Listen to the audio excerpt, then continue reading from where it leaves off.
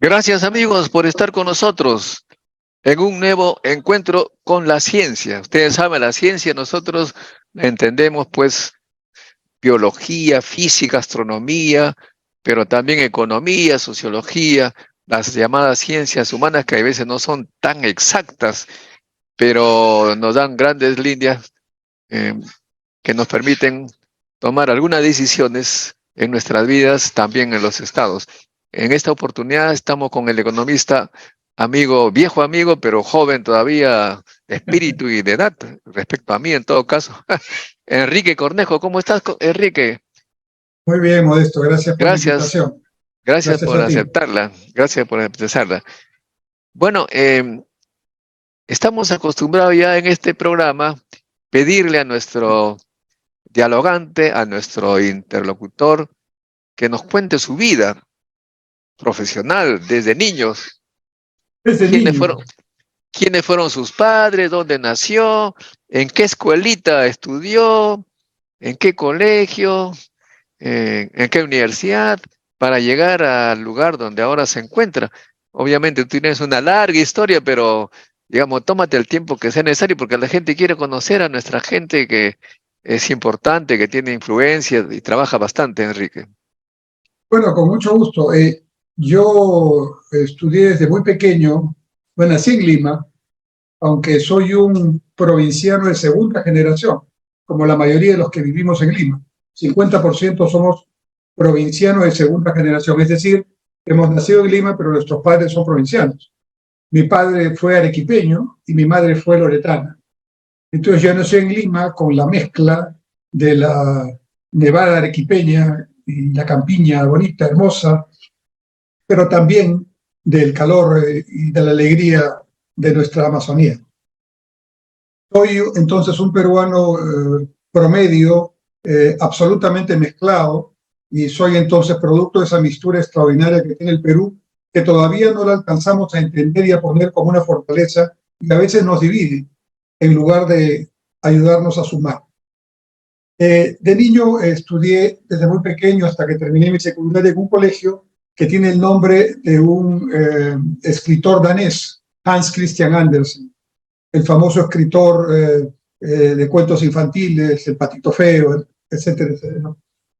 Llegué a ese colegio porque mi madre, que era profesora, tuvo una amiga, también profesora, le dijo, oye, ese es un colegio que estimula mucho de los niños el arte, la cultura. Y mi madre, que estaba muy interesada, yo era su hijo único, en lograr que yo estuviera con una serie digamos, de incentivos para crecer y ser un poco más lo que todo padre quiere, ¿no? Que un hijo logre más que lo que ha logrado el papá o la mamá. Entonces me inscribió en ese colegio y mi examen de admisión fue el siguiente. Entré en segundo de primaria. Mi examen de admisión encontré a un señor ya de edad, calvito, gordito, que era el director del colegio, el señor Constantin Sturber. Y él tenía un acordeón. Y me dijo, coge cualquier instrumento que tengas ahí en la mesa. Yo cogí dos maracas y él empezó a tocar una melodía y me dijo, acompáñame. Yo nunca había tocado maracas, nunca había hecho nada, pero parece que tenía algo de oído y entonces aprobé el examen. En ese colegio, que era un colegio mixto, particular, los niños y niñas que estábamos ahí, o cantábamos en el coro los niños cantores de Lima, yo era parte del coro, formaban parte de la Orquesta Sinfónica Infantil de Lima, o formaban parte del Ballet Infantil de Lima, y entonces imaginarás que había pintura, talleres de poesía, además de las clases normales. Entrábamos al colegio los lunes, además de cantar el himno, con la marcha de la Quinta Sinfonía o la marcha triunfante de Aida, ¿no? Mi compañero de carpeta, le decíamos Chiqui Tateichi, Enrique Tateichi era un Nikkei que tocaba el primer violín y era el concertino de la orquesta, que tenía 150 estudiantes, ¿no? Y todos los instrumentos que te puedas imaginar. Y el coro era un coro muy bonito, que tenía un uniforme de marinero, como el coro de los niños cantores de Viena, coro de marinero de azul, marino oscuro, ¿no? en invierno y de blanco como un marinero, exactamente, con ribetes azules en el verano. Pues con el coro salí fuera de Lima, conocí muchas provincias, conocí a muchas personas, canté canciones que hasta ahora canto, ¿no? Y que ahora cuando busco en todas las facilidades tecnológicas, no encuentro ni los autores, ¿no?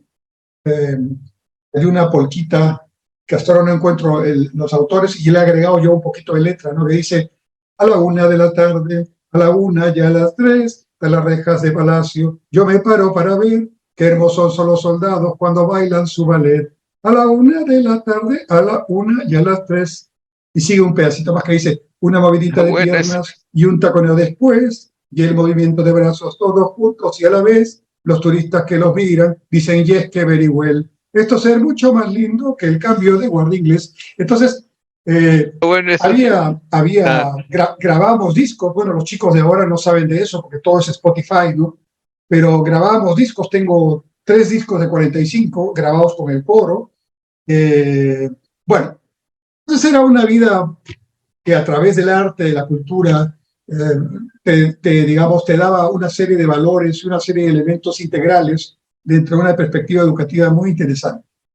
Terminé el colegio y nuevamente mi madre recibe esta vez una llamada de otra profesora, amiga de ella, en Iquitos, de su juventud, y le dice, oye, tu hijo ha terminado, y bueno, ya había terminado en primer puesto en los 5 años de secundaria, y en ese tiempo había entrada sin examen a ciertas universidades, ¿no? Yo quería entrar a la UNI para hacer ingeniería industrial o ingeniería económica, y estaba en ese empeño, pero de pronto esta profesora que se llamó, ¿no? La profesora que incluso Gabriela Porto de Power era la directora de bienestar de la Universidad de Lima, que se había formado no hace mucho. Y entonces la doctora Power me recibe a mi mamá y a mí y me dice, hijo, bueno, yo conozco a tu mamá, ya sé que tengo tus papeles aquí, preséntate porque creo que tú vas a poder pasar este examen. No era examen prácticamente, era simplemente una entrevista para ingresar. Y así ingresé a la Universidad de Lima, exonerado de examen, pero con un problema. La pensión era alta y yo no tenía, en casa no teníamos para pagar esa pensión, y en el primer ciclo de las universidades particulares no te clasifican según tu estado socioeconómico, sino a partir del segundo ciclo. O sea, utilizan todo el primer semestre para evaluarte. Entonces, en el primer semestre tienes que jugártela para ganar una nota y una beca. La beca en ese tiempo implicaba 15 de nota promedio, y una media beca podía alcanzarse con 14 de nota promedio. Pero tenía que sacármela en el primer ciclo, pero tenía que pagar el primer ciclo. Entonces, volví a mi colegio, donde había estudiado, y le dije a los directores si podía trabajar en algo en el colegio. Y así mi primer trabajo fue el director estadístico del colegio, que era yo mismo, en mi oficina era yo mismo, ¿no? Y consistía en llenar todas las libretas de secundaria a mano cada trimestre con los promedios de los diferentes alumnos que estudiaban en el colegio, que por cierto eran un montón, ¿no? Ahí estudiaron en ese colegio, son menores que yo, los Humala, pero no todos los Humala, una parte de los Humala al caso. Los otros estudiaron en el Colegio Franco Peruano, que estaba al frente, porque el colegio mío quedaba en Miraflores y luego se pasó justamente a Surco, frente a la carretera, ¿no? Y al frente del Franco Peruano. Bueno, así que yo me aprendí de memoria los apellidos de todos, porque llenaba a mano las libretas, hacía horarios, y ese fue mi primer trabajo. Con eso pagué mi primer ciclo, pero en el primer ciclo saqué 15.5 de promedio, así que en el segundo ciclo pedí mi beca y estuve becado hasta el ciclo octavo. En el ciclo octavo tuve que dejar la beca porque ya no podía estar en ese tema de conseguir los promedios, porque gracias a 2 profesores empecé primero a practicar, todavía estando en cuarto año de economía. Entré al Ministerio de Comercio, viceministerio de Comercio en ese momento, donde estuve 6 meses. Y después, con otro profesor Víctor Menacho, que era mi profesor de planificación, entré al Instituto Nacional de Planificación, donde estuve un año trabajando, haciendo planificación de la inversión, me acuerdo mucho. Cuando estaba en el INP, iba a postular ya para que me nombren, porque ya había terminado. En ese tiempo había que hacer una tesis para el bachillerato, yo había hecho mi tesis, y había que hacer una tesis para el título también, había hecho mi tesis. Entonces mi currículum era mi certificado, mis notas y mis 2 tesis. Y entonces otro profesor que me enseñó política económica me dice, hay un concurso en el MEF, ¿por qué no te presentas? Así que dejé mi opción del INP y me fui al MEF y ingresé. Ingresé y trabajé allí muy joven, hasta 8 años estuve ahí en el Ministerio de Economía y Finanzas, que llegué hasta el cargo de subdirector de programación financiera. Mi jefe directo era Luis Rebolledo, que ya falleció. El jefe que seguía era Carlos Amati León, que era mi director, ¿no? Y el director general era José Salaverry, todos lamentablemente ya fallecidos. Pero era una experiencia muy interesante. A mí el Estado me dio mucho, porque en esa instancia, como todos, yo era una esponja, ¿no? Venga todos los libros, todo lo que en ese tiempo no había internet todavía, entonces uno tenía un texto y con ese texto uno se juntaba con los amigos y era una gran novedad. Vamos a leer este libro que acaba de llegar, ¿no? Está fresquito. Era un libro que tenía por lo menos 3 años de edición, no era lo último, pero para nosotros era un motivo de un cambio cualitativo. Y el INP primero y el MEF, fíjate tú, tenían esta práctica, que a mí me ayudó muchísimo. Y nunca la he visto ya. La traté de implementar cuando después fui ministro, pero no pude hacerlo de esa manera. A las 4 o 5 de la tarde, que acababa la jornada oficial, había una sala. En el INP se llamaba La Herradura, porque tenía una mesa en forma de una herradura. Y en el MEF se llamaba La Bolichera, porque tenía la mesa la forma de la base de una bolichera. Hoy día esa bolichera es la mesa del Ministerio Público, donde la fiscal de la Nación, porque el Ministerio de Economía y Finanzas, en los años 70, cuando yo trabajaba, quedaba en la avenida Bancay, donde hoy es el Ministerio Público. Y yo trabajaba en el 7º piso, y el ministro de Economía estaba en el 8º, y ahí estaba en la mesa. Bueno, a las 4 o 5 de la tarde, todos los funcionarios que queríamos era libre, no era ninguna cuestión obligatoria. Estábamos ahí y esperábamos que alguien entrase. Y entraba, pues, por ejemplo, Rosemary Sor, ¿cierto? Y decía, bueno, yo soy la doctora Rosemary Sor, estoy haciendo una investigación sobre la parte de la historia del guano y el salitre. Esta es mi tesis doctoral y les voy a contar más o menos qué ha avanzado. Pues todos los jóvenes y menos jóvenes escuchábamos, hacíamos preguntas, y era una especie de clase doctoral gratuita de libre convocatoria.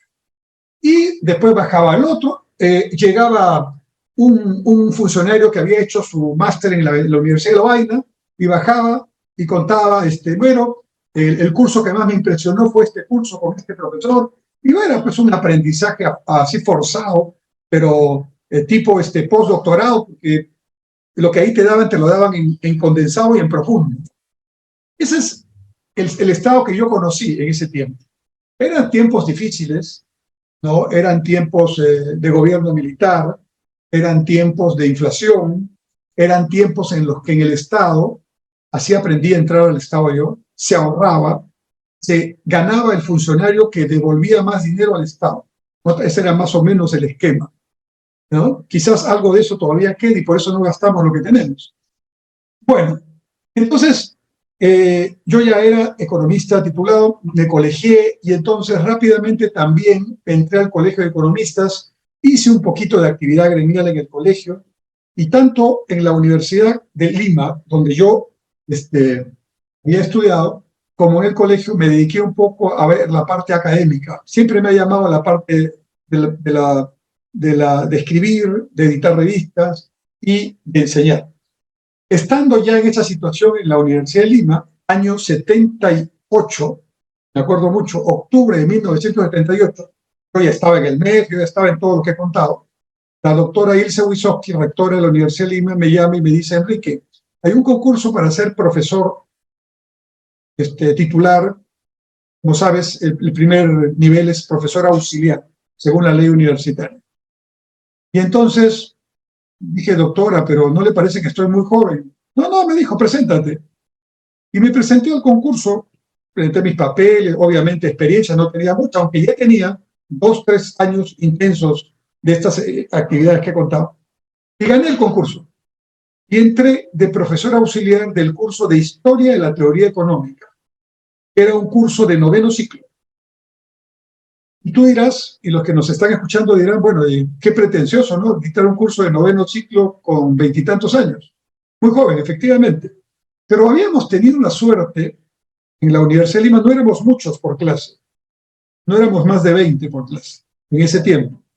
Y nuestro profesor de Historia Económica fue nada menos el doctor José Antonio Encinas del Pando, distinguido historiador, diplomático peruano, formado en Inglaterra. Y el tipo nos dio más o menos la siguiente clase, ¿ya? Para dar una idea. Historia de la Teoría Económica 1. Buenos días, estudiante, yo soy el doctor tal por aquí. Este curso se va a tratar sobre Smith, Ricardo y Marx. Muy bien. Y entonces un compañero mío, recuerdo, levanta la mano y dice, profesor, ¿y cuál es el texto que vamos a tener? Y le repito, Smith, Ricardo y Marx. Y entonces, pero profesor, siempre uno busca lo fácil, ¿no? Pero, es decir, ¿tenemos que leer a Smith? Sí, tienen que leer Riqueza de las Naciones, ¿no? Principios de política económica y tributación, y el primer capítulo, el primer tomo de Capital. Y las clases van a ser así, yo voy a venir, tal clase, y ustedes tienen que haber leído tal y tal capítulo de Smith, y aquí discutimos. Una clase de doctorado, ¿no? Pero a un pregrado. Imaginarás que todos nos sentimos, pues, absolutamente sorprendidos, algunos molestos, ¿no? Porque incluso un alumno dijo, profesor, ¿por qué no nos ayuda con un libro que nos ayuda a leer? Y el profesor respondió diciendo, ¿usted cree que si Smith, Ricardo y Marx vivieran y escucha eso, se sintiera bien? Nadie escribe un libro para que otro le enseñe a leer su libro. Lea usted, abra el libro de Smith, abra el libro de Ricardo. Bueno, y así nos soplamos una buena cantidad del texto de Smith, casi toda la parte sustancial de introducción o indagaciones acerca de la causa y la riqueza de las naciones, los capítulos importantes de principios de política, economía y tributación, y una parte sustantiva del tomo 1 del Capital. Y entonces, comprenderás, Historia 2 fue Marshall, Friedman y Keynes, o Keynes y Friedman. Entonces, uno había tenido experiencia docente, pero había aprobado ese curso. Entonces, cuando me tocó ir a mi clase, yo me sentía bien de lo que íbamos a hacer, porque yo había leído y habíamos discutido a un nivel muy interesante con mis compañeros y con el profesor, pero tuve un pequeño problema. Como siempre ocurre en el sistema universitario, vamos acomodándonos, en los últimos ciclos ya trabajamos, nos acomodamos los horarios y a veces no nos cuadran, y tenemos que dejar unos cursos para después, ¿cierto? Algunos de mis compañeros que habían entrado conmigo a la universidad, les toca el curso de Historia de la Teoría Económica porque se habían retrasado en ese curso. Y de pronto me ven entrar y me dicen, ¿qué haces acá? Bueno, he venido a dictar mi clase porque soy su profesor. Bueno, evidentemente fue una cosa que ellos lo tomaron no con mucha alegría, ¿no? Y yo los comprendo, porque me ubico en ese momento, tal vez yo hubiera tenido la misma reacción. Pero así empecé a enseñar. Y del 78 a abril de ahora, 2023, he cumplido 45 años de profesor universitario ininterrumpido, de los cuales 19 años son en la Universidad de Lima y el resto en San Marcos, donde estoy ahora.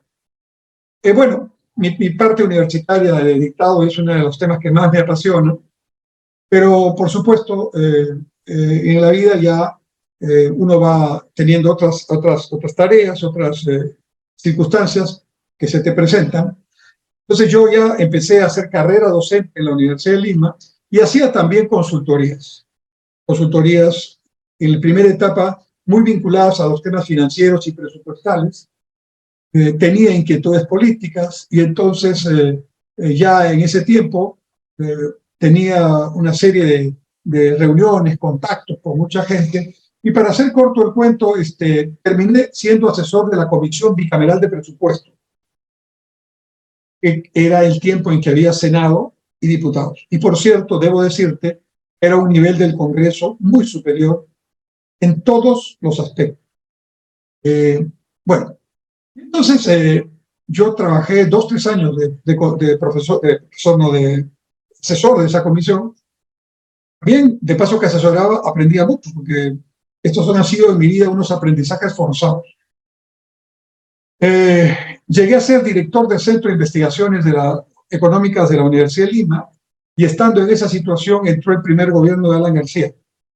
Y por las circunstancias de mi afiliación política, yo terminé trabajando muy activamente en el planeamiento y en el gobierno también. Fui ministro de Comercio Exterior 3 años, fui presidente del Banco de la Vivienda, un banco que nunca debió cerrarse, y también estuve en el primer año como secretario general de la presidencia. Bueno, a esa altura ya tenía un expertise político tan intenso como el expertise académico. Ese gobierno, el de 1985-90, no fue un gobierno muy exitoso, la verdad.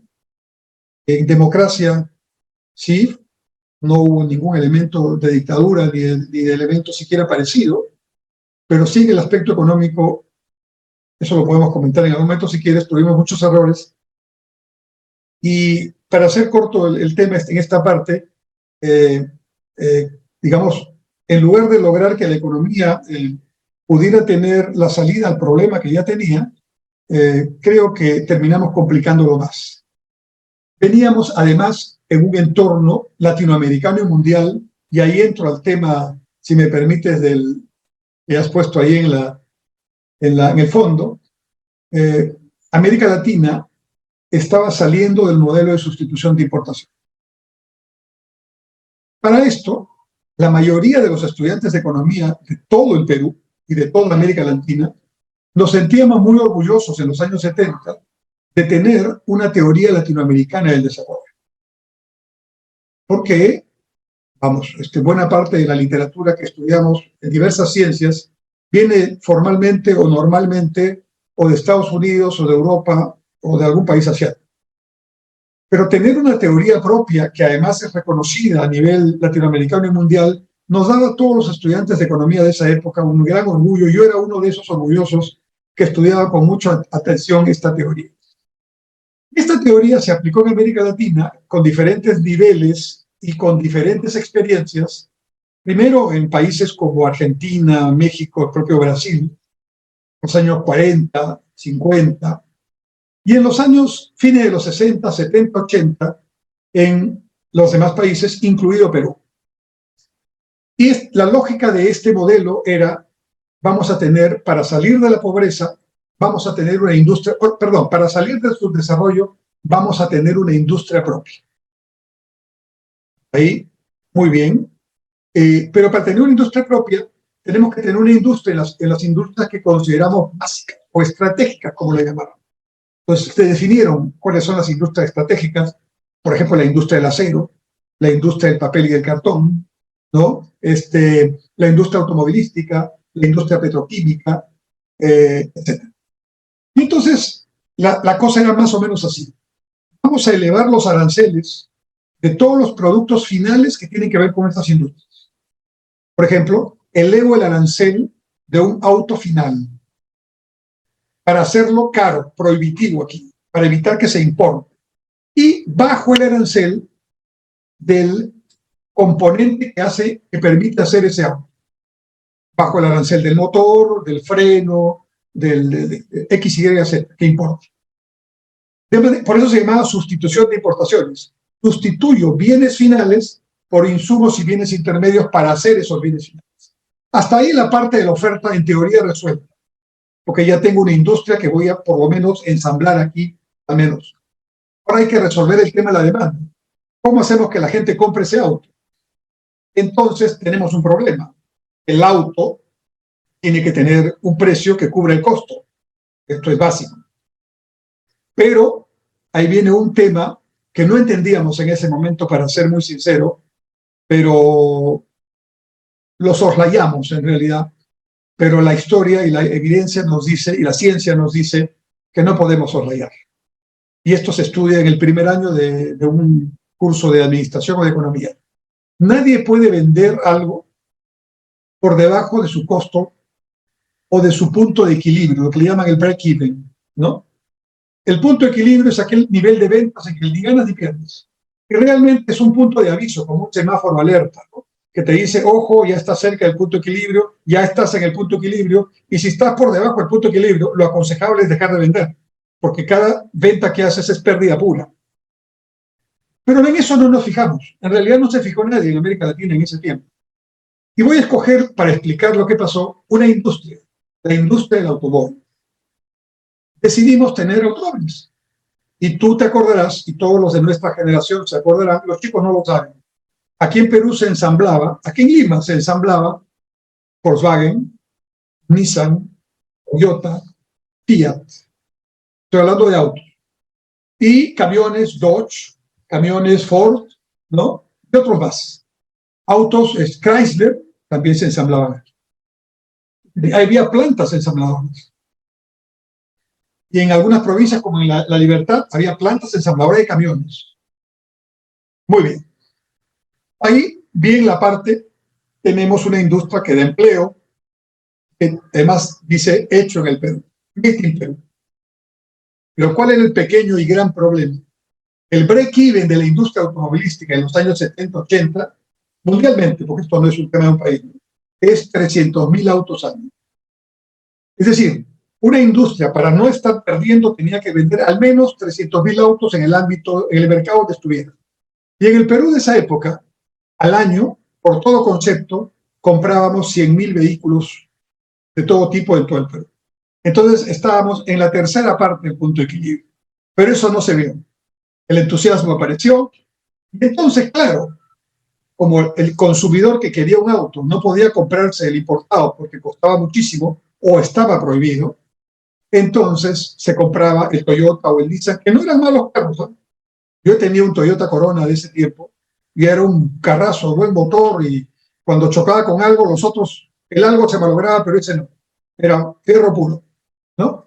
Pero la industria estaba perdiendo desde el arranque. Y el consumo dependía de que los aranceles estuvieran en ese desbalance, en ese que he contado. Y esto tiene un límite, lamentablemente. Como decía Milton Friedman, no hay lonche gratis. Entonces algo por aquí, alguien lo paga por allá. Y en mi vida profesional y académica he encontrado y he constatado que eso es así, tarde o temprano. ¿Quiénes pagaban el diferencial por estar debajo del punto de equilibrio? En primer lugar, lo pagaban quienes compraban los autos aquí.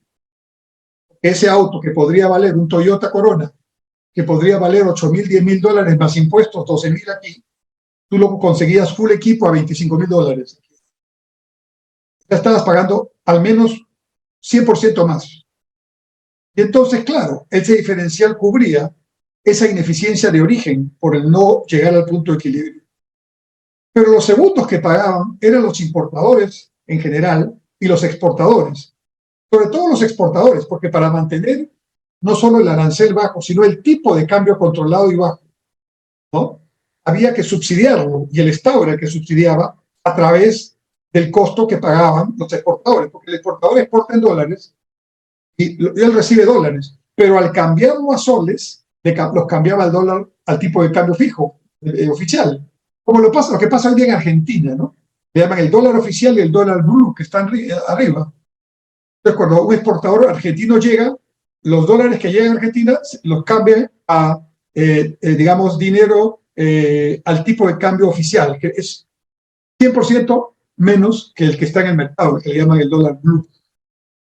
Esto funcionó 10 años, pero luego empezaron a salir por uno y por otro lado los problemas. El primer problema radicaba en la balanza de pagos, que esto desincentivaba las exportaciones y evidentemente son las exportaciones las que traen las divisas frescas.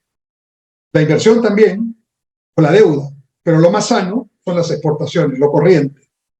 Pero por otro lado, los subsidios para mantener estos diferenciales artificiales solo podían ser manejados por un Estado que tuviera espalda para hacerlo. Pero aquí viene un problema. O tú estás controlando los precios, estás alterando los precios relativos, estás planificando la oferta y la demanda, no estás dejando que el mercado sea el que decida, que el consumidor elija. Entonces, en algún momento, ese mercado te va a pedir cuentas y te va a decir, bueno, ya no puedo soportar este subsidio, el Estado ya no tiene los recursos para seguir haciéndolo y tienes que tomar una decisión. O cierras ese mercado o sigues subsidiando. Pero para seguir subsidiándolo, el Estado tiene que tener dinero, que cuando ocurre en estas ocasiones ya lo va perdiendo un poquito. Mira lo que está pasando en Bolivia, ¿no? Bolivia es un país que algunos miraban con respeto porque decían, mira, es un país que tiene un gobierno, ¿cómo le llaman? Bolivariano, nacionalista, etcétera, ¿no? Pero importante, su moneda está estable y su economía crece. No ha hecho lo que ha hecho Venezuela o Nicaragua, correcto. Pero volvemos a Friedman, ¿no? No hay lonche gratis. ¿Qué ha estado haciendo Bolivia en estos años? Ha estado aprovechando los buenos precios del gas y del petróleo y de sus minerales que vende, que las empresas son estatales ahí, han nacionalizado las empresas, y con el capital que ya habían hecho las empresas privadas antes de la nacionalización, han vivido con eso y han gozado de buenos precios, se han capitalizado esos elementos para los gastos del Estado. Pero yo porque la inversión privada no está haciendo una inversión ahí en la importancia que debería estar haciendo. Pero ¿qué sucede?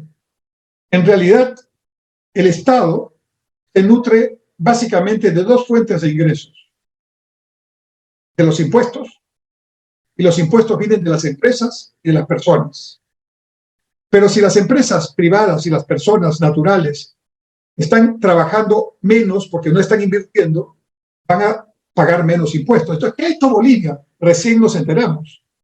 Durante estos años no ha sufrido tanto porque ha tenido buenos ingresos por los precios de lo que las empresas estatales exportaban, pero se ha endeudado muy por encima del límite de endeudamiento que un país puede tener. Para que te des una idea, Perú está endeudado en el 34% de su Producto Bruto Interno, deuda externa total. Esa es una cifra muy manejable, es de las menores de América Latina, y hoy día Bolivia está muy por encima del 50-60%, casi 70% de su PBI, y la mayor parte de su endeudamiento es con China. En este tema, los chinos son tan acreedores como los norteamericanos o quien quieras poner.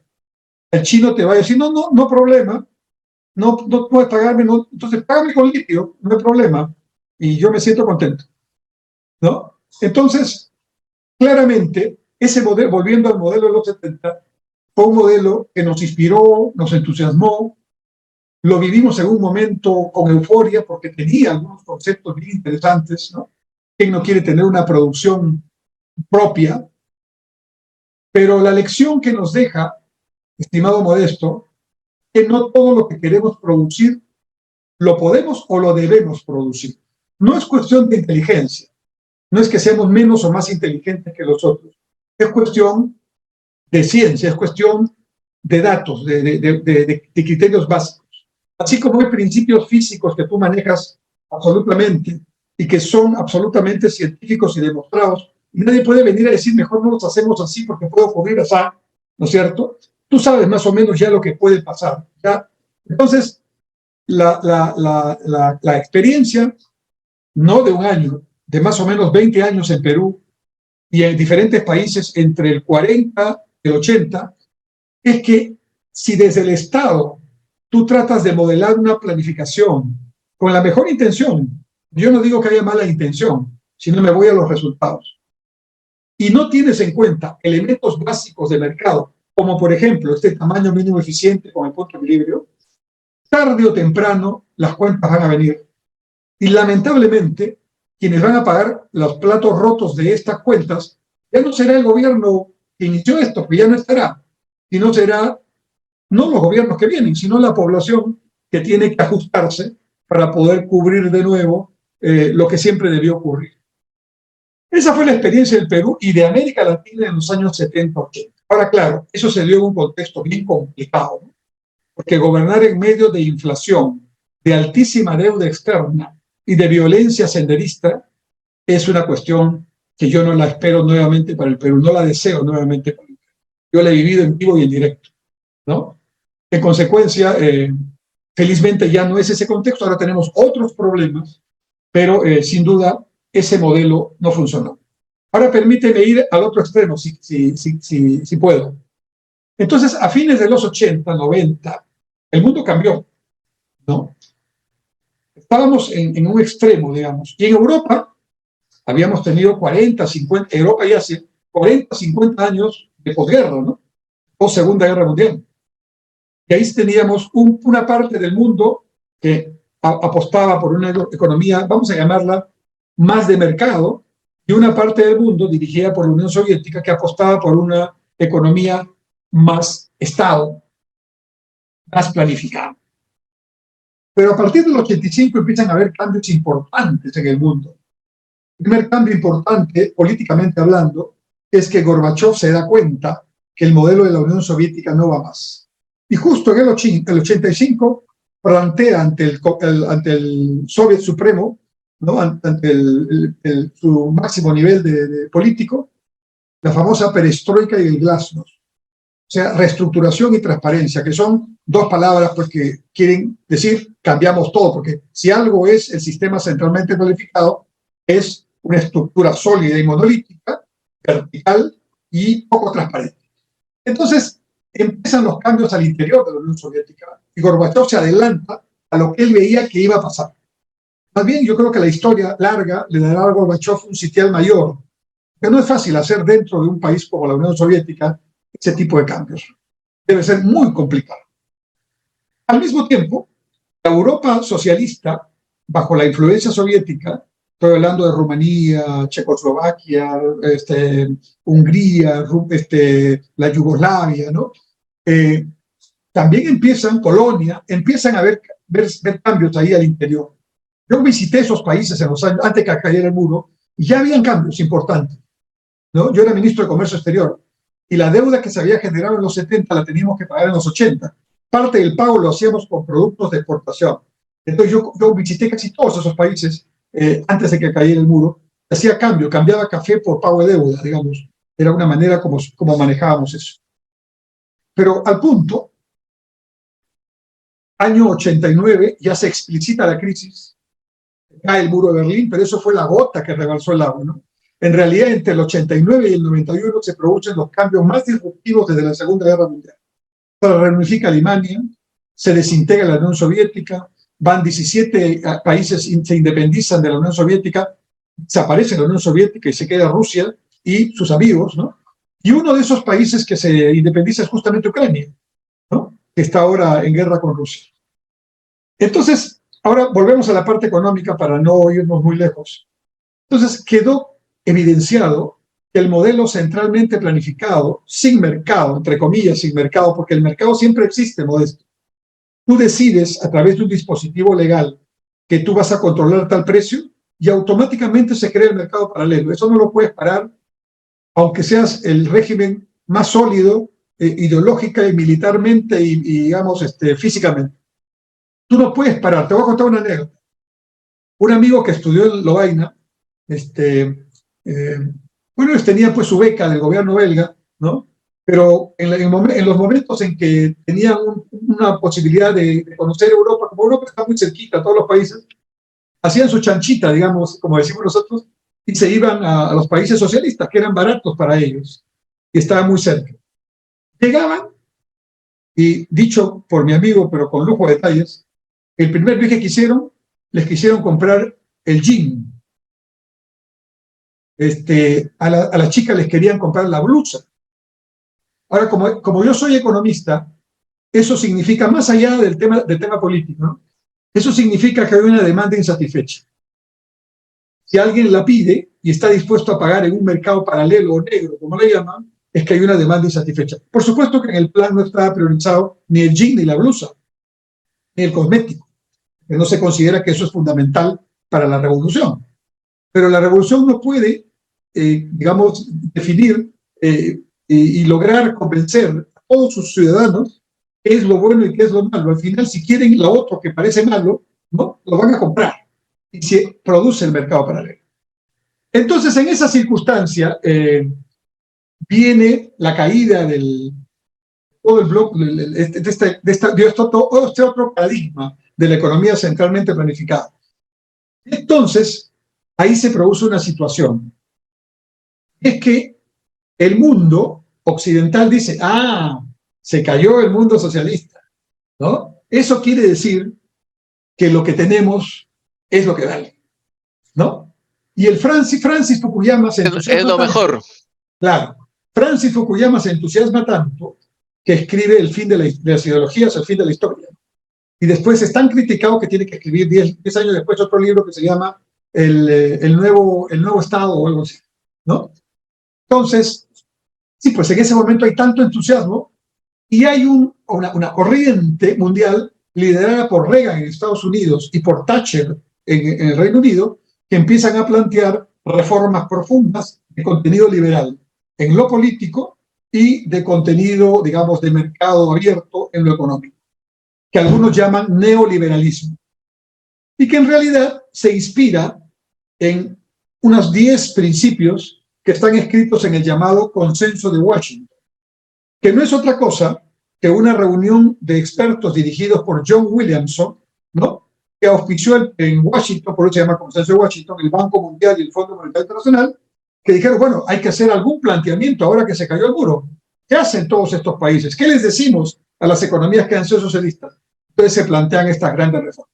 Entonces pasamos, Modesto, de una economía con diferente tipo en América Latina, con más Estado que mercado, y en Europa Oriental, con solo Estado y no mercado, entre comillas, ¿no?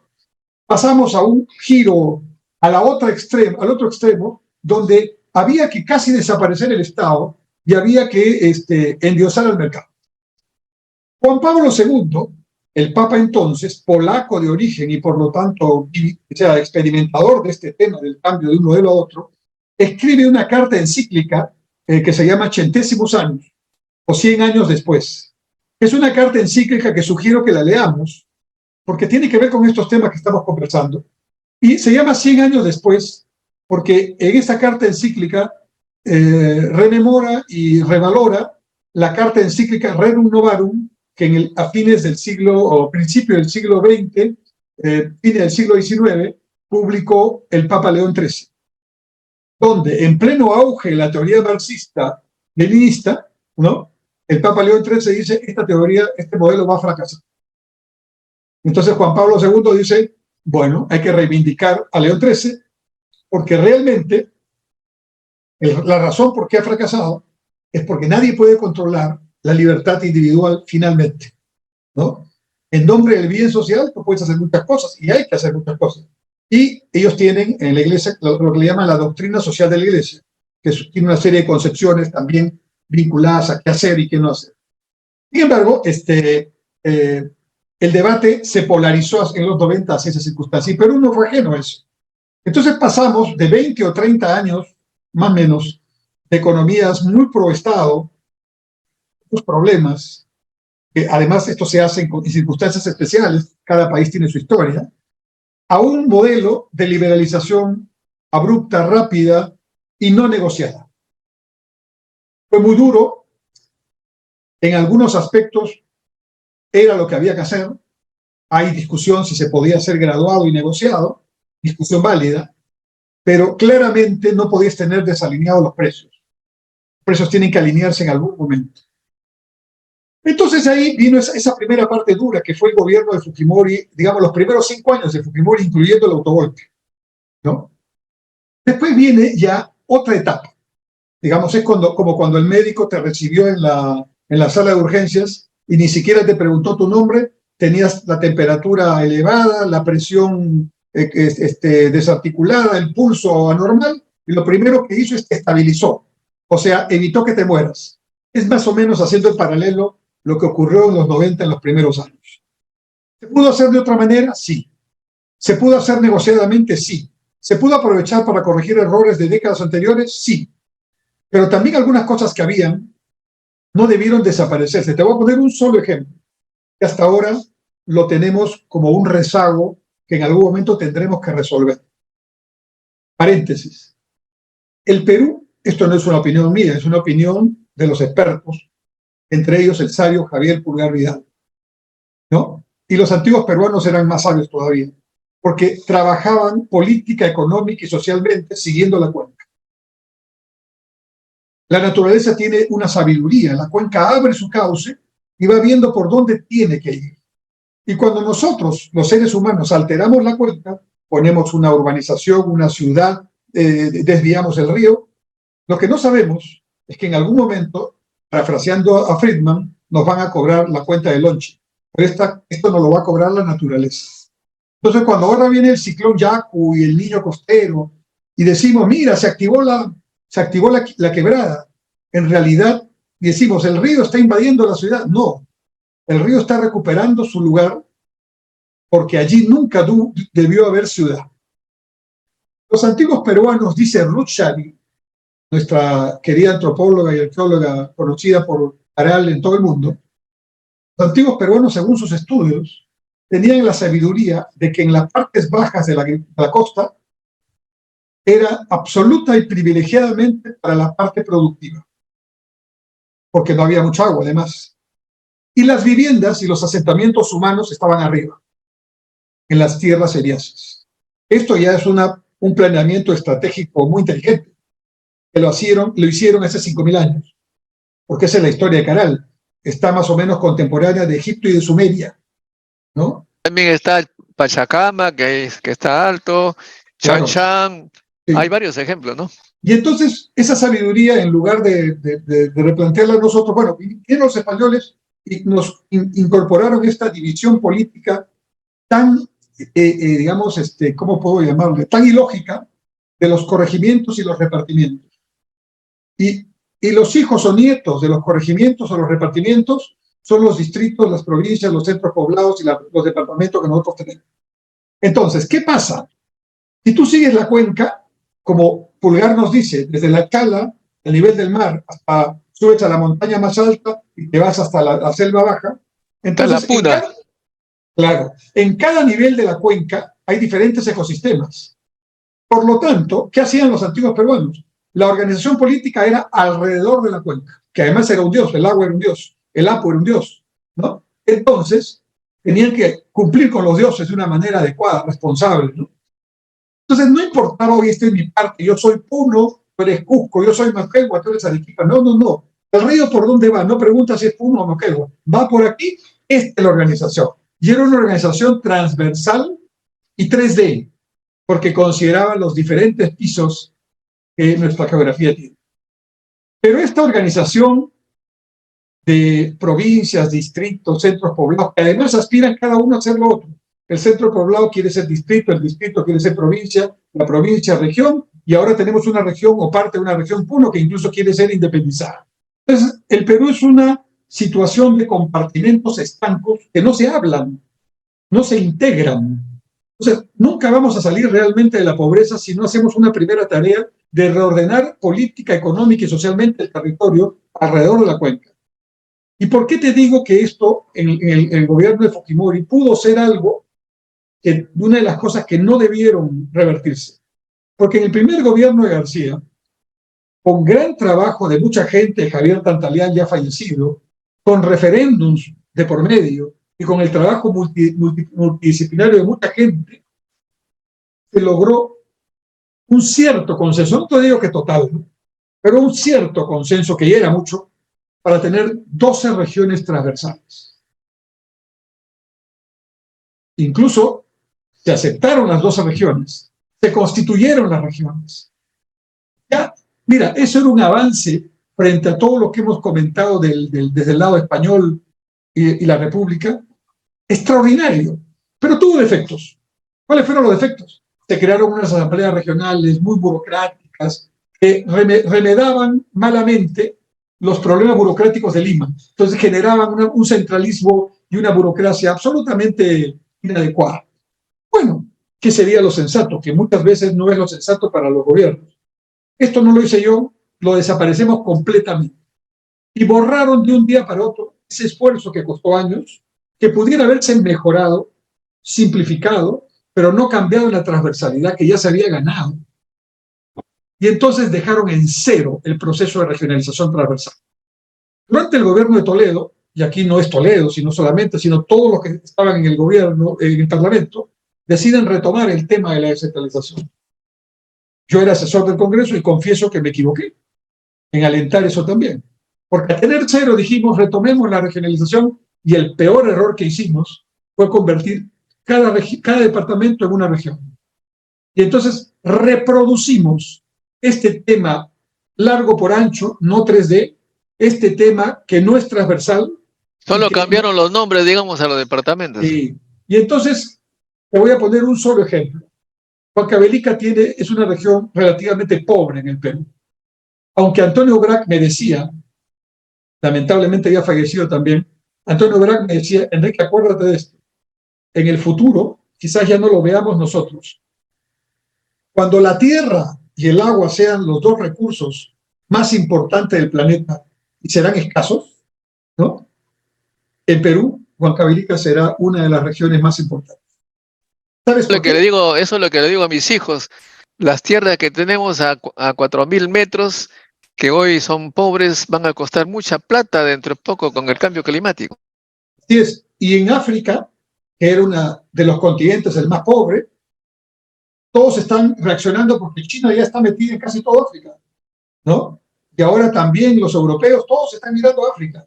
Y el nuevo escenario, Modesto, que se están marcando las tendencias, ahora la tendencia predominante es la cuenca del Pacífico, el Pacífico, ¿no? Pero el siguiente paso, digamos, desde el punto estratégico, va a ser el Índico, porque va a entrar India como un nuevo actor protagónico del mundo, así como entró China en su momento. Ya está bastante cerca. Entonces, del Pacífico al Índico, ¿no? Y entonces en ese contexto cambian todas las correlaciones. Volviendo a Perú, entonces, ahora tenemos esta dinámica mundial, esta dinámica que se produjo. Perú también formó parte de estas reformas liberales, ¿no? Aun cuando debo decir que en algunos de los aspectos se mantuvieron con alguna inteligencia. Por ejemplo, el que la moneda del Perú esté estable, a pesar de todos los problemas que hemos tenido en los últimos tiempos, se debe a que el Banco Central hace más de 20 años que mantiene una política de Estado autónoma y muy eficiente. Esto es reconocido en todo el mundo. Y hoy día, en la frontera con Bolivia, en la frontera con Colombia, en la frontera que se pueden acercar al lado peruano o que tienen alguna cercanía, el sol es recontracotizado. Porque la gente de otros países prefiere tener soles a monedas que con el dólar no son tan estables. Y eso... ¿Tiene que ver eso un poco con los altos precios que tenemos a los minerales que nos da fortaleza? Tiene que ver en parte, pero más tiene que ver con la política responsable que ha mantenido el Banco Central, cuidadosa, digamos, hay un dicho que dice, en los detalles está el diablo, ¿no? Yo creo que en los detalles el Banco Central ha estado muy cuidadoso y eso nos permite que, aunque nos impactó la inflación de fuera, ¿no? Como tú dices, subieron los precios de nuestros productos de exportación, minerales, pero también subió el petróleo y nosotros importamos petróleo. Y también subió el maíz, el trigo, y nosotros importamos maíz y trigo. Y también subió el fertilizante y nosotros importamos fertilizante. Entonces, en realidad, nos pegó por el lado de las importaciones, pero compensamos por el lado de las exportaciones. Y como teníamos un manejo estable del lado monetario, la estabilidad se mantuvo a pesar de los impactos sanitarios, políticos y sociales que hemos tenido en estos 3 o 4 años. Y ahora estamos en la siguiente situación, yo diría, estamos en una situación de transición. Ya está claro que el modelo de economía o un Estado que pretende hacer de empresa privada no funciona. Y ya está claro que el modelo capitalista puro no funciona. Entonces hay que tomar los elementos que funcionan para construir algo nuevo, Modesto. Y en este tiempo la academia está en eso, en las ciencias sociales, ¿no? Hay unos libros que son interesantes de leer. Uno es el libro de varios libros tiene. Una autora es Mariana Mazzucato, que es una economista italiana norteamericana, que ha escrito varios libros, pero uno de los más famosos se llama Misión Economía, repensando el capitalismo. La tesis de Mazzucato es, está claro que estos modelos no funcionan, pero ojo, el capitalismo tampoco está funcionando en algunos aspectos, entonces rescatemos lo que vale. A ver, cuando el mercado funciona, ¿las cosas funcionan? Sí. ¿Cuándo empiezan los problemas? Cuando se abusa con el mercado. Entonces hay que regular el mercado. No hay que reemplazar a la empresa privada, sino hay que regular ese mercado. ¿Quién debe regularlo? El Estado, por supuesto, ahí tiene una tarea. Pero ahí yo agrego algo, ya no lo dice Mazzucato, ¿no? En mi experiencia, para que el Estado regule, tiene que saber más, igual o más que el regulado.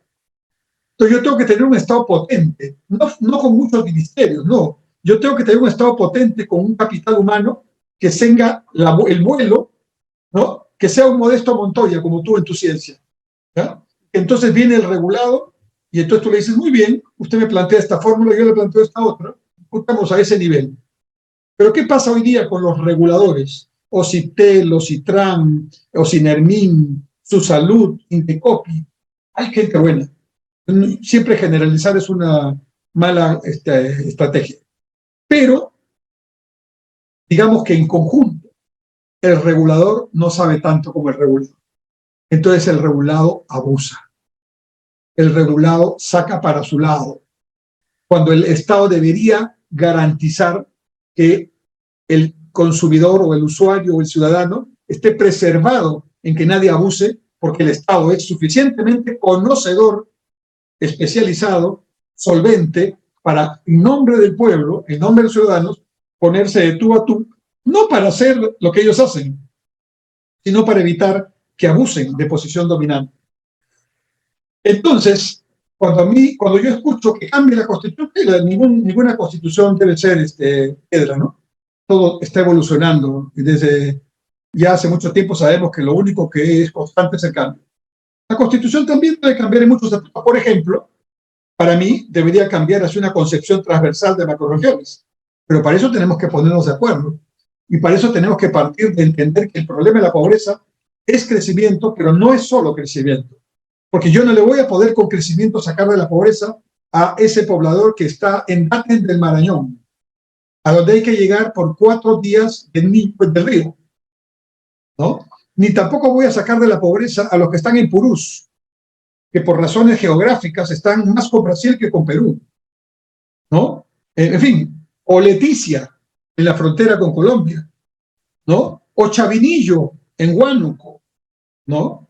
O Guaitará, no, Guaitará es hermosa, no es tan pobre, pero Castro Virrey en Huancavelica, ¿no? Yo para sacar a estos provincias, distritos de la pobreza, mi primera tarea es integrarlos al Perú. ¿Cómo? Físicamente. Y entonces, si la montaña está aquí y la otra montaña está acá, y un distrito de Huarochirí está aquí y otro distrito de Huarochirí está aquí, al otro lado de la cordillera, en plena montaña, en plena, digamos, cordillera, este distrito y este distrito nunca se van a hablar. Entonces, hay una barrera. Que es la cordillera. Claro, no somos los únicos, los suizos también tienen este tipo de problemas, pero hacen túneles, pues, ¿no? Si tienen que tener las poblaciones así, hacen su túnel y se acabó el problema. Nosotros nos gusta mucho conversar sobre los temas, discutir sobre los temas, pero no nos gusta gestionar y ejecutar los temas, ¿no? En mi experiencia, mientras seguimos discutiendo, vamos armando el primer piso de este edificio, pues por lo menos. No, que debe tener 18 pisos, no, que debe tener 50, ya. Pero por lo menos estamos de acuerdo que debe tener un sótano o 3 sótanos y un piso, ya. Vayamos construyendo eso, pues. Y luego ya que Dios decida, ¿no? Que Dios diga ya, porque ya no estaremos nosotros, pero otros tendrán que seguir construyendo. Esa forma, esa cultura de discutir y discutir y discutir y darle vueltas, tenemos que sacarla del Perú. Y creo que parte de estos temas y otros más, tenemos que conversarlos con respeto entre todos. Creo que hay mucha polarización, creo que hemos perdido el respeto unos y otros, y creo que debemos bajar los ánimos, ¿no? Mirarnos sin pretensión y ponernos en una posición de escuchar con atención. Escuchar significa ponerme en lugar del otro, algo de empatía, entenderlo y basarme en que algo de lo que dice es parte de la verdad. Yo no la tengo completa. Si mi experiencia me dice que eso no está bien, pues mi obligación es conversarlo, debatirlo, sustentarlo, y si finalmente no logro convencer, bueno, tendré que tener otro método o habrá otra forma de hacerlo, pero no debemos dejar de conversar. Entonces, ese conversar y ese pensar son ejercicios que nuestro sistema educativo no está generando en nuestros jóvenes, y nosotros los mayores ya estamos un poco entrando en una especie de actitud de, bueno, a mí no me importa mucho esto. Y esa anomia no es positiva. Yo creo que debemos empezar a mirarnos con mayor humildad, pero eso sí, con el deseo franco de que nadie debe imponer un pensamiento al otro. Porque cuando empezamos a tener un pensamiento único en la discusión, o piensas como yo, o no te hablo, ya estamos generando una situación infranqueable, no solo de no diálogo y no respeto, sino de no encontrar una solución. Así como Mazzucato está en esa discusión, el propio Fukuyama acaba de publicar un libro que te recomiendo que se llama El liberalismo y sus desencantos, que es otra manera del mismo tema. Ok, las democracias liberales, él es politólogo, la Mazzucato es economista, ¿no? Pero están en el mismo tema. Hay que construir un Estado nuevo. Hay que construir un Estado modernizado, enfocado en el ciudadano, con ciencia y tecnología, con evidencia, con datos, ¿no? Aquí me sumo a lo que dice Hans Rosling en un libro que se llama Factfulness, donde él dice todas las decisiones que se toman y a todo nivel, a público, privado, tienen mucho de entusiasmo, de ideología, y a veces son gente muy inteligente, presidentes que toman esas decisiones, pero no se basan en datos. La política, así como la ciencia se basa en datos, la política también debe basarse en datos. Y los datos no son perfectos. Los datos a veces nos dan promedios, ¿no? Nos dan muestras de poblaciones, pero la ciencia tiene formas para que uno se aproxime a la población o al universo del conocimiento. Tiene formas, ¿no? Y entonces podemos estar más cerca de soluciones cuando nos basamos en datos. Y sobre todo, no tenemos que perder tanto tiempo discutiendo aspectos que en otros lugares ya no se discuten, modesto. Por ejemplo, esa discusión entre agricultura y minería. Estoy tocando temas muy sensibles, ¿eh? Que políticamente son muy complicados. Agricultura o minería. Agricultura sí, minería no. ¿Por qué Chile no tiene esa discusión? Me dirás tú, porque no tiene agricultura, ¿no? Y entonces te voy a poner otro país. Sin embargo, Chile exporta más agroindustriales que Perú, ¿no? Te voy a poner dos ejemplos más. Canadá y Australia. Los dos son países agrícolas y agropecuarios. Canadá tiene sus vacas Holstein, Australia tiene sus quesos australianos hermosos, ¿no es cierto?, que traemos hasta acá. Son dos países mineros, exportadores de minería, líderes. Entonces la tecnología y la ciencia ya han avanzado. Ya se puede hacer minería sin contaminar agua, sin contaminar ambiente. Entonces, vayamos a lo que ya existe, no tratemos de inventar la pólvora. Pero además de eso, creo que en el Perú tenemos también que mirarnos un poquito al espejo. Creo que hay mucho ismo y anti, ¿no? Y mirarnos al espejo, que es una frase de un famoso antropólogo peruano, ¿no? Es como decir, me miro al espejo, me reconozco mestizo. Y si soy mestizo, vamos a la décima, en el Perú el que no tiene de inga tiene de mandinga. Entonces, usar la diversidad como un factor de autoestima y como un factor digamos, de fortaleza, y no como un problema. Cuando me dicen, ¿cómo están las comunidades?, ¿no? Efectivamente, yo he trabajado en el sector público como tú. Sí, hay comunidades que están abandonadas, pero sí. Entonces aquí vienen las narrativas que confunden, ¿no?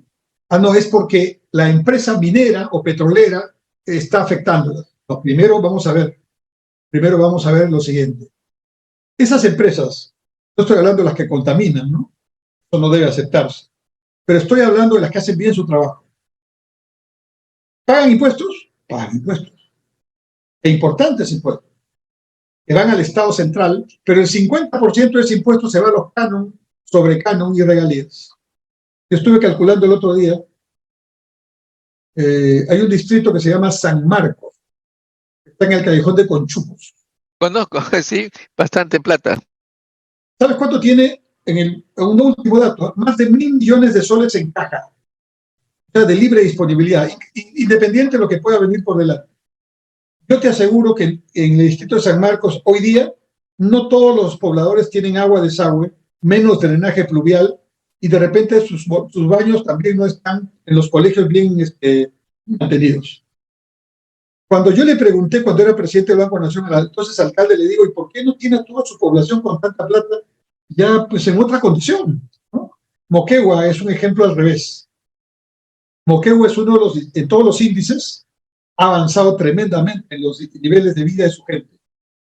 Es una región con canon que tiene buenos resultados. En cambio, Ancash, en cambio, Arequipa, en cambio, la misma Tacna, ¿no? Entonces, hay que estudiar eso. Y la narrativa tiene que ubicarse adecuadamente, hay que reclamar a quien hay que reclamar. No hay que reclamar a la empresa pagó sus impuestos. Hay que reclamar a su alcalde y a su gobernador, también a la parte que le corresponde al gobierno nacional, pero principalmente al alcalde y al gobernador. Cuando el alcalde... Que tiene que reconocer que las grandes universidades, los grandes hospitales, etcétera, del Estado están en Lima. Hay un centralismo que no tiene nada que ver con el mestizaje, con que uno es indio, uno es blanco, porque muchos se confunden cuando se dice de limeños. Y limeños, no estamos hablando de limeños de España, estamos hablando de limeños que han venido como tú, como yo, de todos lados, ¿no? Pero se concentran las grandes inversiones del Estado en Lima, y obviamente el que quiere venir a la Universidad de Ingeniería, por ejemplo, más de las 2/3 partes o más son de Lima, los que han estudiado acá, no pueden venir los otros. Ahí hay un problema no de racismo, sino de regionalismo, de centralismo, digamos. Sí, pero no es de recursos, estimado Modesto, porque la Universidad Jorge Basadre de Tacna, o la Universidad Santiago Antúnez de Mayor o de Ancash, o la Universidad, la UNSA de Arequipa, deberían tener igual o más posibilidades que la UNI, en San Marcos o que la Agraria, hablando de universidades estatales.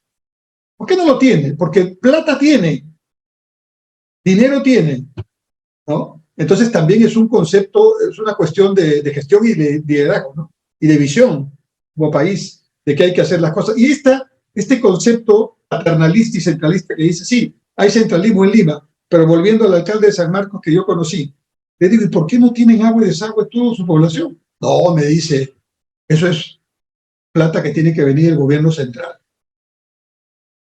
Esa manera de ver, digamos, el uso del dinero también tiene que ver, creo, en algo con los españoles que llegaron aquí en el siglo XVI.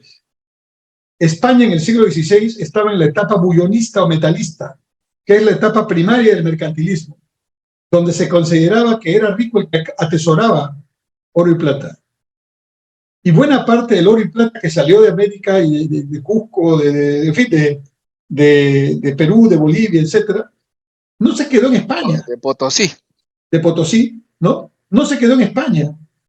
De España, vía compras que los españoles con otro nivel de vida tenían, ¿no? La corona y la corte, terminó en Francia, en Italia, ¿no? En otros países que sí tenían capacidad de acumulación porque eran economías y sociedades que estaban más ya en una versión moderna del mercantilismo, ya ligada casi a la industria, al proceso capitalista industrial, ¿no?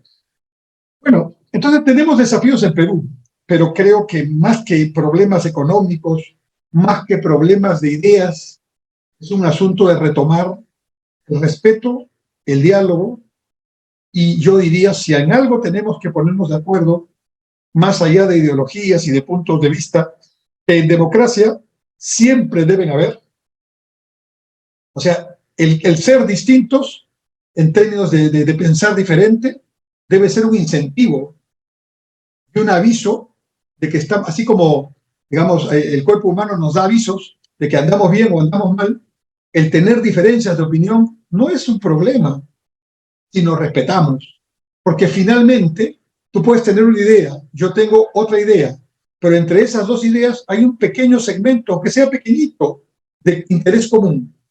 Estoy usando la metodología de Harvard, que es la que se usa mundialmente en la teoría de la negociación, ¿no? La metodología basada en la conjunción de intereses y no de principios. Entonces, si yo encuentro ese espacio, o tú conmigo encontramos ese espacio, por ejemplo, propongo para un debate, ese espacio sea la educación. En la educación nos ponemos de acuerdo para qué debemos lograr al final de la competencia de este estudiante que termina su educación básica universitaria. ¿Cómo debe salir mínimamente?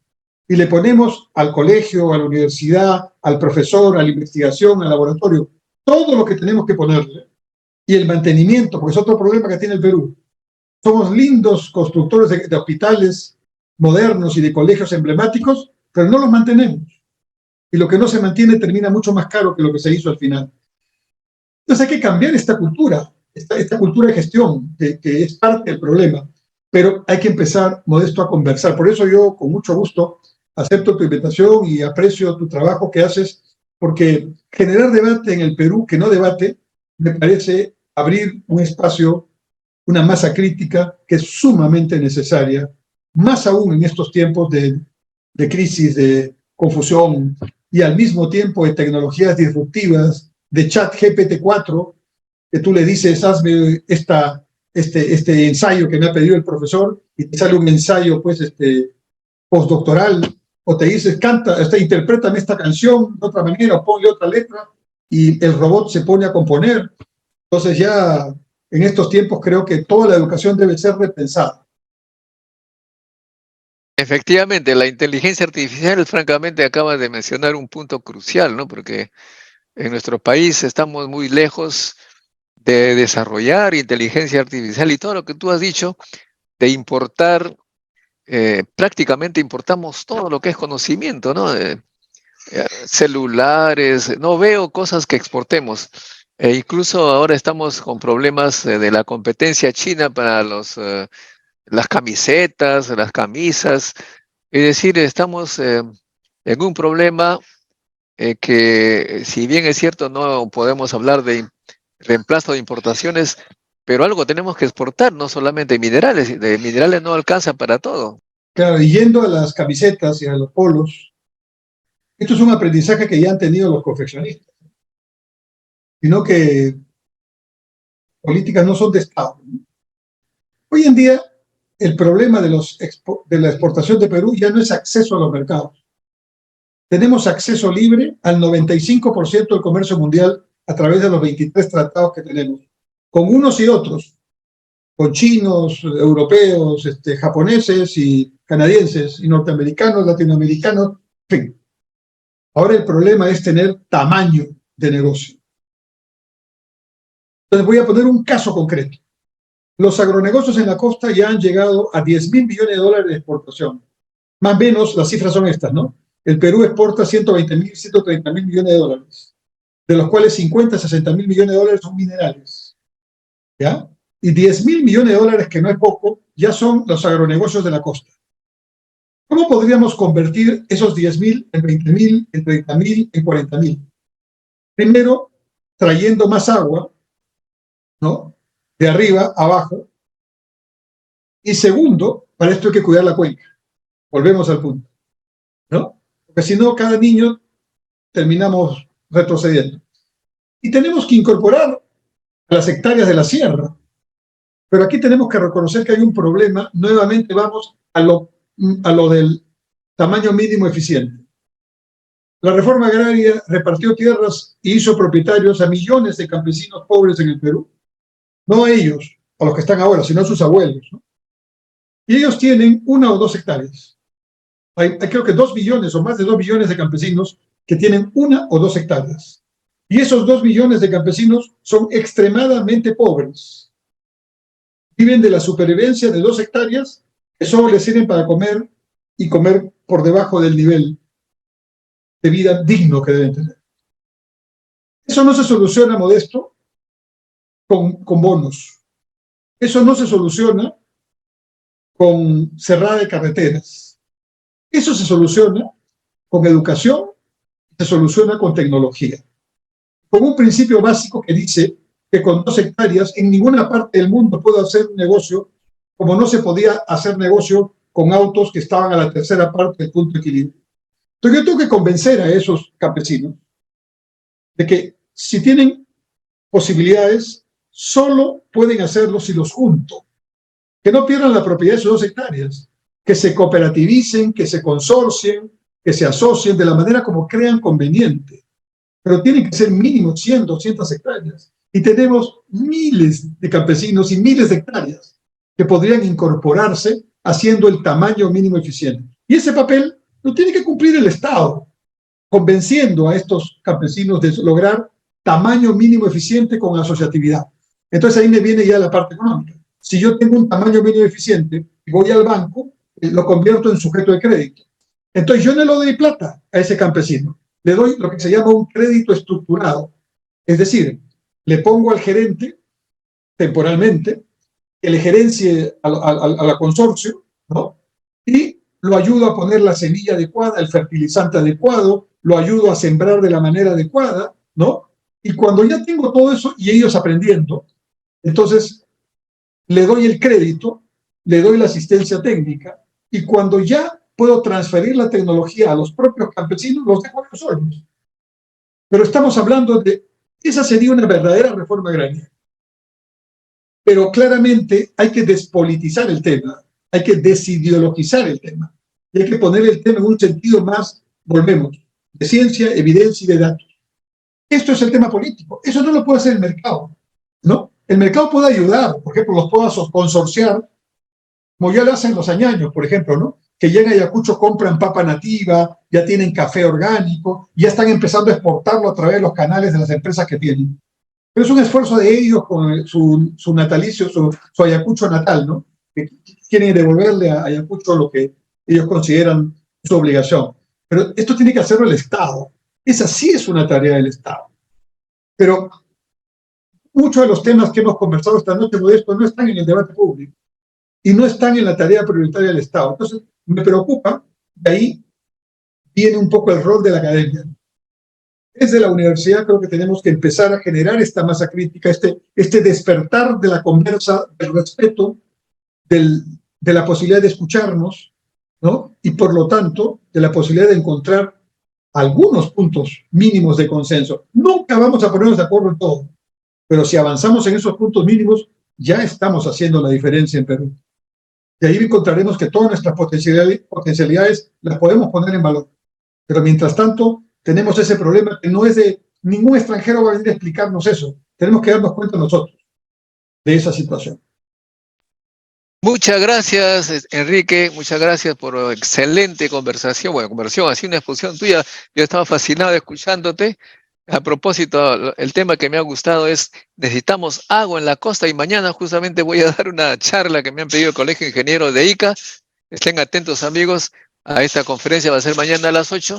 Vean las redes sociales seguramente cómo inscribirse, porque tenemos propuestas para cómo tener agua en la costa e incluso tener 20 nuevos valles en la costa que actualmente es desierto. Gracias, Enrique. Espero que sigamos conversando para, como tú lo has señalado, necesitamos que la academia tome un lugar preponderante y dejemos esos debates de discusión, de insultos que desafortunadamente están creciendo en estos tiempos y eso es muy negativo para el Perú. Pongámosles datos, conocimiento, evidencias para tomar decisiones correctas. Es lo que me queda en el cerebro luego de tu excelente intervención. Gracias, Enrique. Gracias, Modesto, por tu invitación y un saludo a todos tus seguidores y televidentes. Hasta la próxima. Hasta la próxima.